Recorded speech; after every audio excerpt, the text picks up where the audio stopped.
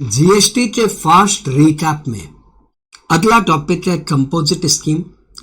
Composite scheme topic बहुत ही vital माना जाता है। सेक्शन 10 बहुत ही इंपॉर्टेंट है, एग्जाम में क्वेश्चंस भी बहुत आते हैं और हम इसे शॉर्टेस्ट टाइम में एग्जॉस्टिव वे में पढ़ने की कोशिश करेंगे।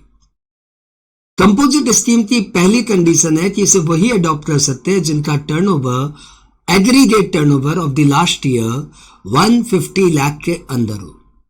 कुछ स्टेट में 150 लाख की जगह 75 लाख की रिक्वायरमेंट है। हमने उसे नाम दिया तसुन एमएमएम। आप इसे बोल सकते हो सुनता एमएमएम, सुनता एमएमएम।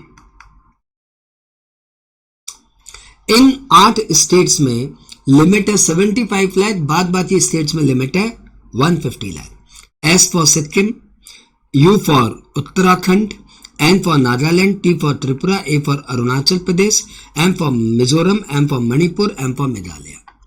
इन 8 स्टेट में लिमिट है 75 लाख और रेस्ट ऑफ द स्टेट्स में लिमिट है 150 लाख।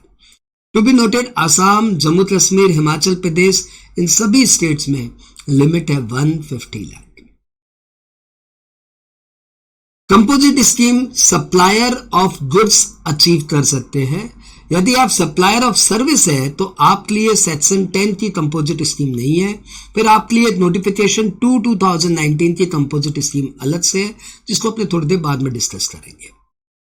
तो यदि आप सप्लायर ऑफ गुड्स हो तो आपकी सप्लाई ऑफ सर्विस नेग्लिजिबल होनी चाहिए।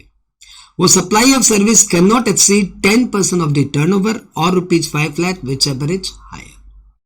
इससे बेसी आपकी सप्लाई ऑफ सर्विस होती है तो you will be out of composite scheme. To be noted, composite scheme में सिर्फ एक सप्लायर ऑफ सर्विस आ सकता है और वो है रेस्टोरेंट और आउटडोर केटरर वाले। रेस्टोरेंट एंड आउटडोर केटरर वालों के लिए composite scheme under section 10 available है। एग्रीगेट टर्नओवर की डेफिनेशन क्या है? तो ये वही डेफिनेशन है जो सेक्शन 26 में आपने पढ़ी थी, मे बी रजिस्ट्रेशन चैप्टर के लिए, मे बी किसी और चैप्टर के लिए। एग्रीगेट टर्नओवर में जितना भी पैन इंडिया टर्नओवर है वो हम लोग काउंट करेंगे। इसमें रिवर्स चार्ज में लिया गया इनपुट सर्विस या इनवर्ड सप्लाई कंसिडर नहीं होगा। इसमें एग्जेम्प्टेड सप्लाई कंसिडर होगा। इसमें एक्सपोर्ट ऑफ गुड्स भी कंसिडर होगा। इसमें interstate supply having the same permanent count number, मतलब डिस्टिंक्ट पर्सन्स में जो स्टॉक ट्रांसफर हो रहा है वो भी इसकी काउंटिंग में आएगा और ऑब्वियसली ऑल इंडिया बेसिस आएगा। तो 26 को आप याद रखने के लिए ऐसे याद रख सकते हो कि 26 में 6 है तो एग्रीगेट टर्नओवर में भी 6 बातें हैं। कौन कौन सी 6 बातें? पहली बात, ये ऑल टैक्सेबल सप्लाई इसमें आता है। इसमें इनवर्ड सप्लाई नहीं आती। इसमें एग्जेम्प्टेड सप्लाई भी आता है। इसमें एक्सपोर्ट भी आता है। इसमें डिस्टिंक्ट पर्सन्स के बीच में जो स्टॉक ट्रांसफर होता है जिसे अपनी सप्लाई मानते हैं वो भी आता है और ये ऑल इंडिया बेसिस पे लिया जाता है। ये 6 बातें। इंटरेस्ट एंड डिस्काउंट ये टर्नओवर में काउंटिंग नहीं किया जाता। कि कोई इंटरेस्ट ऑन डिपॉजिट या interest on loans and advances है तो वो एग्रीगेट टर्नओवर की काउंटिंग में नहीं आता। बस यही इकलौता है जो नहीं आता, बाद बाकी सारी एग्जेम्प्टेड सप्लाईज तो आती है। कंपोजिट स्कीम में वही रह सकते हैं जिनका टर्नओवर 150 लाख या 75 लाख की जो लिमिट है उसके अंदर है। सपोज लास्ट ईयर का आपका टर्नओवर 150 लाख था तो आपने कंपोजिट स्कीम ऑप्ट कर ली। अब आपका इस साल टर्नओवर 150 लाख के ऊपर चला गया, तो जैसे ही आपका टर्नओवर 150 लाख के ऊपर चला जाएगा you will be auto out from composite scheme. As soon as your limit exceeds 150 lakh, अगले दिन से आपको नॉर्मल स्कीम से टैक्स देना पड़ेगा। कंपोजिट स्कीम में आने का सबसे बड़ा फायदा है कि आपकी टैक्स रेट कम हो जाएगी। It will be just 1%, 0.5% CGST and 0.5% SGST। मैंने पहले भी बोला था कि रेस्टोरेंट एंड आउटडोर केटरर इसमें आ सकते हैं और रेस्टोरेंट एंड आउटडोर केटरर के लिए कंपोजिट स्कीम की जीएसटी रेट है 5%, 2.5% CGST and 2.5% SGST। Composite scheme वालों को ITC नहीं मिलता, इन्हें टैक्स कलेक्ट करने का राइट नहीं है। जो भी 1% या 2.5% या 5% जो भी इन्हें देना है वो ये अपनी जेब से देंगे। कस्टमर से ले नहीं सकते, कस्टमर से ले नहीं सकते इसलिए कस्टमर को इनवॉइस इश्यू नहीं करेंगे, ये कस्टमर को इश्यू करेंगे बिल ऑफ सप्लाई। तो जब ये कस्टमर को इनवॉइस इश्यू करेंगे नहीं तो फिर इसका कस्टमर भी आईटीसी इस सप्लाई पे कैसे ले पाएगा? और तो लेने का सवाल ही नहीं उठता ना, क्योंकि आपने तो जीएसटी दिया ही नहीं, तो फिर आप लेंगे कैसे ITC? GST will be paid by the supplier from its pocket and the recipient will not bear this amount of GST. यदि आपकी बहुत सारी ब्रांचेज है, सेवरल ब्रांचेज, तो all branches must opt composite scheme together. ऐसा नहीं हो सकता कि 3 ब्रांच आपकी कंपोजिट स्कीम ऑप्ट कर रही है और कुछ ब्रांचेज आपकी कंपोजिट स्कीम ऑप्ट नहीं कर रही है, ऐसा नहीं हो सकता। एग्जेम्प्टेड गुड्स पे क्या 1% जीएसटी लगेगा क्या? That is the question. There is a very critical answer.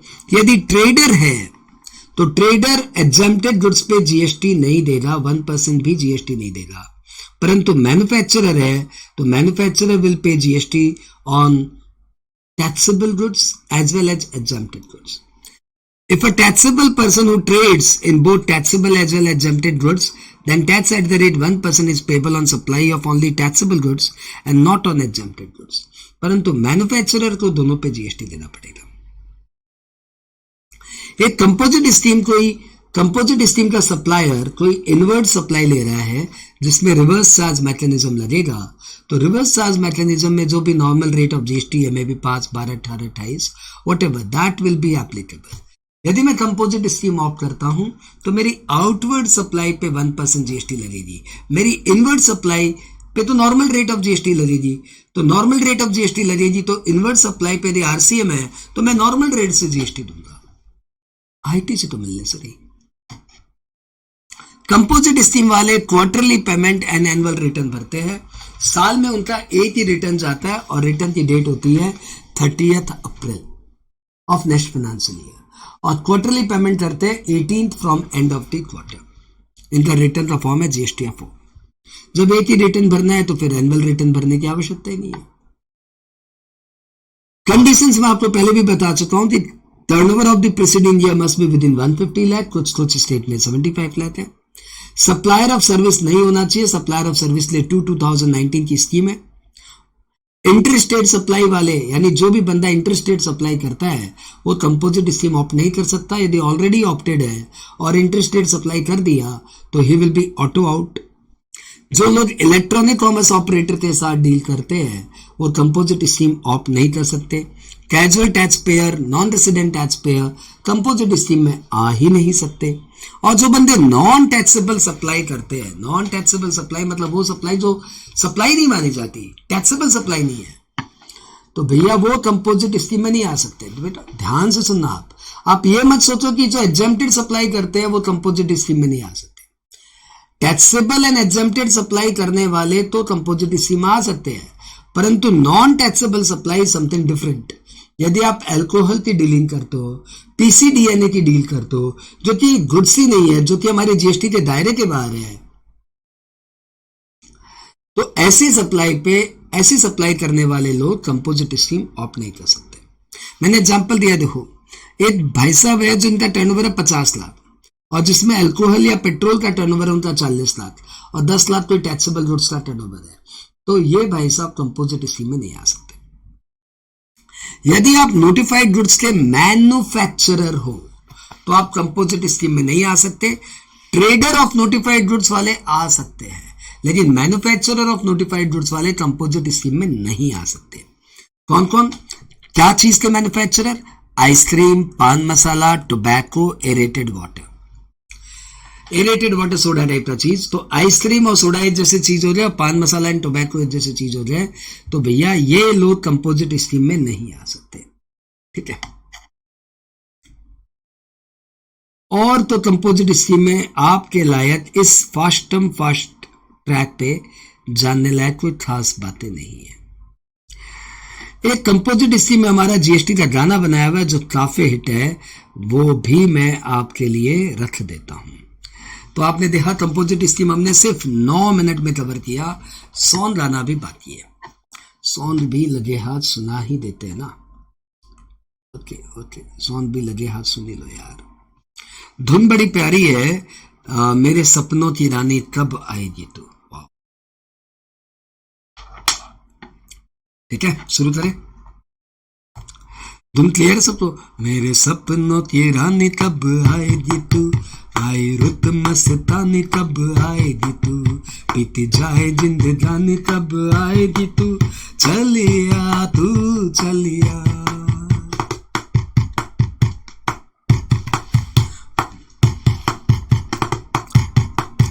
$150 lakh तक टर्नओवर हो, इंटरस्टेट का डर न हो, सप्लायर एक्सपोर्टर न हो, आजा सेक्शन 10 में।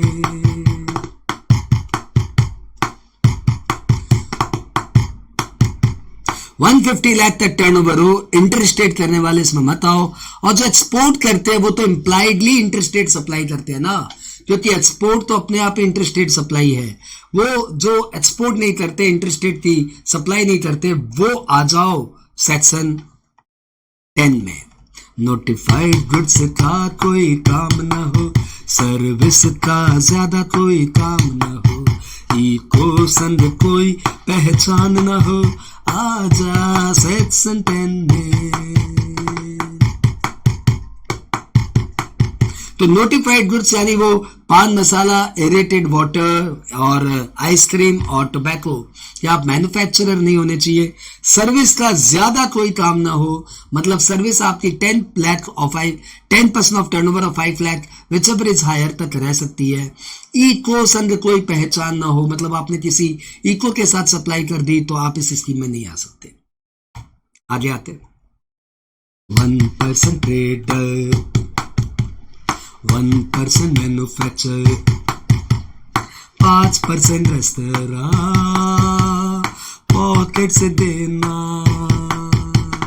1% ट्रेडर, 1% मैन्युफैक्चर, 5% रेस्तरां, पॉकेट से देना, और आईटीसी का कोई चक्कर ना हो। 150 लाख तक टर्नओवर हो, इंटरस्टेट का डर ना हो, सप्लायर एक्सपोर्टर ना हो, आजा सेक्शन 10 में।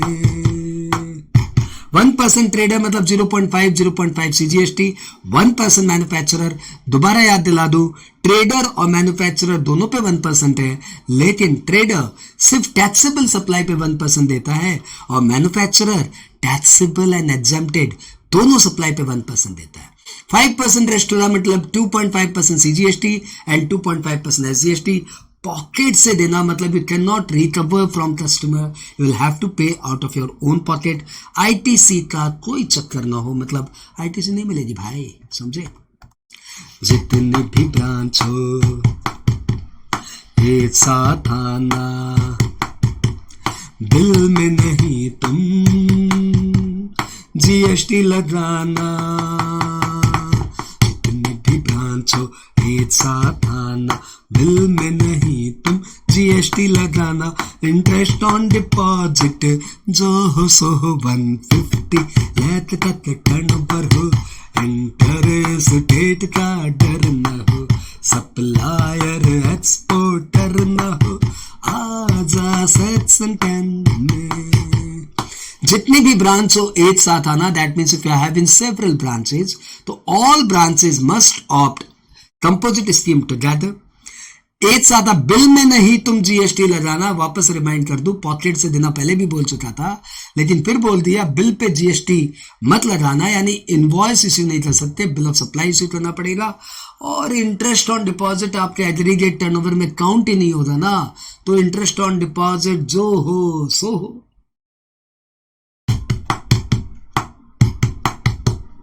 एनआर टैक्स पेयर ना हो, ना हो, ना हो, कैजुअल टैक्स पेयर ना हो, ना हो, ना हो, क्वार्टरली पेमेंट, एनुअल रिटर्न हो।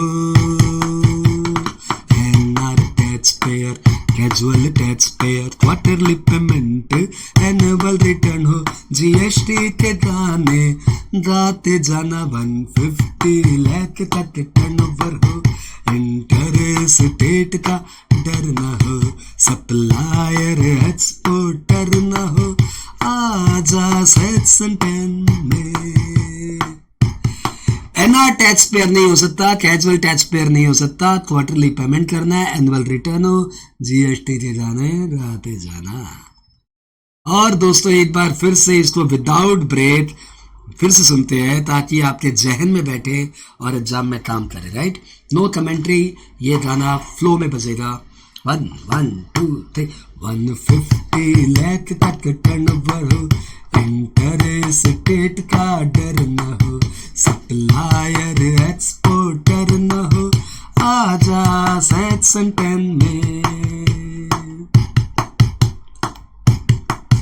नोटिफाइड गुड्स का कोई काम ना हो, सर्विस का ज्यादा कोई काम ना हो, इको संग कोई पहचान ना हो, आजा सेक्शन 10 में।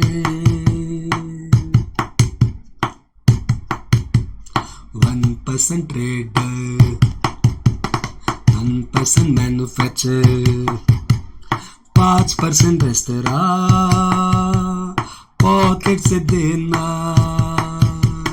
1% ट्रेडर, 1% मैन्युफैक्चर, 5% रेस्तरां पॉकेट से देना, और आईटीसी का कोई चक्कर ना हो, 150 लाख तक टर्नओवर हो, इंटरस्टेट का डर ना हो, सप्लायर एक्सपोर्टर ना हो, आजा सेक्शन 10 में। जितने भी ब्रांच हो एक साथ आना, बिल में नहीं तुम जीएसटी लगाना। जितनी भी ब्रांच हो एक साथ आना, बिल में नहीं तुम जीएसटी लगाना। इंटरेस्ट ऑन डिपॉजिट जो हो सो हो, 150 लाख तक टर्नओवर हो, इंटरस्टेट का डर न हो, सप्लायर एक्सपोर्टर न हो, आजा सेक्शन 10 में। एनआर टैक्स पेयर ना हो, ना हो, ना हो, कैजुअल टैक्स पेयर ना हो, ना हो, ना हो, क्वार्टरली पेमेंट, एनुअल रिटर्न हो,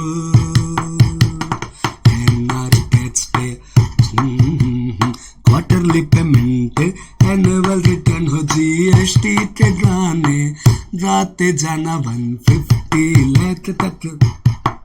आई होप ये 30-40 सेकेंड का म्यूजिकल कंपोजिशन और ये 17-18 मिनट का पूरा कंपोजिशन स्कीम आपके एग्जाम्स में एक बार तो आपको ब्रशअप कर देगा, एक बार तो आपको बुश करेगा।